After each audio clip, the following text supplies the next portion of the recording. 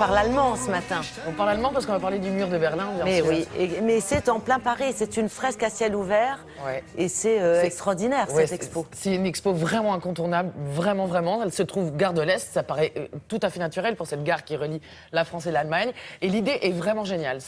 En gros, on a le grand spécialiste en France, on a cette chance-là, le grand spécialiste du mur de Berlin en tant que support d'art, et souvent autour du thème de la liberté, c'est Sylvestre Verger. Et il a eu l'excellente idée de conserver depuis des années des tronçons du mur vierge, du mur de Berlin, le vrai de vrai. Et il a, pour commémorer ce 25e anniversaire de la chute du mur, il a fait appel à autant d'artistes, une trentaine, les emblématiques qui, dès 84, ont peint le mur au risque de perdre leur liberté, mais aussi Donc toutes ce sont les mêmes, ceux qui ont peint le mur de Berlin sont revenus à Paris pour peindre la reconstitution. Exactement, ils ont peint des fresques qui en plus ont été recouvertes juste après, parce que vous savez, c'est le principe de l'art urbain, c'est qu'il est éphémère, il est recouvert souvent le lendemain, en l'occurrence par Keith Haring pour la fresque qui a été refaite là, rue d'Alsace, mais aussi donc ces 30 tronçons, plein de surprises, des films, un très beau film qui s'appelle Éphémère, réalisé spécialement pour l'exposition par Christian Guyonnet. Vraiment, on a quelques images dans le sujet, vous verrez, c'est complètement inédit, c'est assez étonnant. Et voilà, plein de surprises sur le parvis de la gare de l'Est et rue d'Alsace.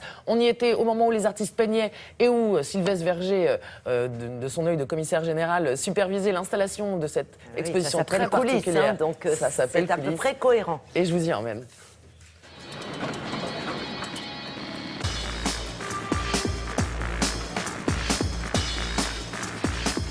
Nous sommes sur la gare qui nous relie à l'Allemagne, et donc c'est un hommage à cette expression sur la liberté pendant les années 80 à Berlin.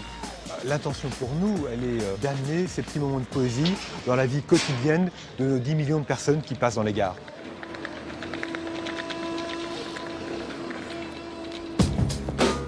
J'ai créé une collection qui rend hommage aux artistes emblématiques du mur de Berlin.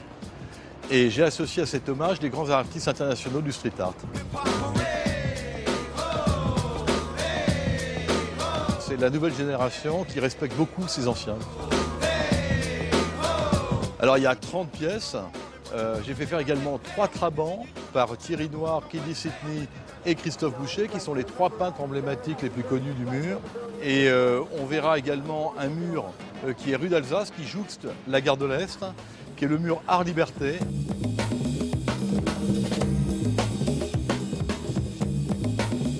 À l'époque, c'était vraiment risqué de peindre parce que le mur n'était pas à la frontière même, mais seulement 5 mètres en retrait de cette frontière est-ouest.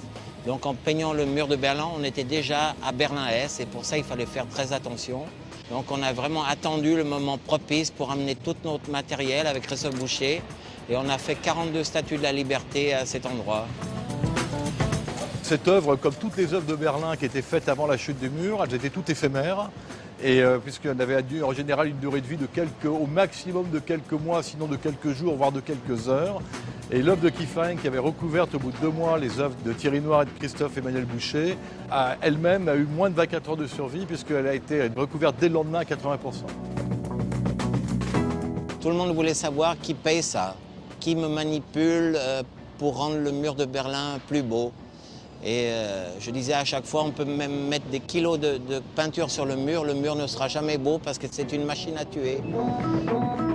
À l'époque, j'avais toujours un œil qui surveillait par-dessus le mur et l'autre qui peignait. Et donc, je ne me suis jamais fait arrêter. D'ailleurs, les soldats étaient assez lents parce qu'ils venaient avec des échelles en fer. Et donc, on entendait leurs pas sur les barreaux en fer. Et le temps qu'ils étaient en haut, on était déjà partis il y a longtemps. C'est pas dangereux de peindre rue d'Alsace, il n'y a pas de gare frontière de l'autre côté. Mais le message est fort quand même parce que 30 ans plus tard, il y a encore plus de murs dans le monde entier. Les lignes vertes, les lignes de paix, il y a tous des nouveaux mots pour décrire ces nouveaux murs. Mais un mur reste un mur. Et en tant qu'artiste de rue, on doit faire passer ce message. Oui, c'est une très très belle façon de célébrer les 25 ans de la chute du mur. Hein. Ouais, c'est vraiment une expo incontournable, très prenante, très symbolique, il faut y aller. D'autant qu'elle est gratuite. Ah, c'est gratuit, oui, ça c'est bien. 8 juillet, complètement gratuit. Et alors il faut absolument que je vous parle de ce catalogue vidéo. Je sais, ça a l'air bizarre. 3.0, dernière génération, c'est-à-dire que non seulement vous avez toutes les peintures, etc., mais vous savez, au moyen de ces petits codes-là, les petits carrés qu'on peut, dont on peut servir avec nos téléphones portables, les QR codes, vous pouvez voir tous les artistes en train de peindre, toutes les interviews de tous les artistes et les films proposés. Donc si vous ne pouvez pas venir à l'expo, procurez-vous ce catalogue, vous pourrez trouver ça sur notre site. C'est vraiment une merveille et vous avez toutes les vidéos de tous les artistes, tous les grands noms de l'art urbain sont là. Merci beaucoup Anna, très, très sympa comme sujet.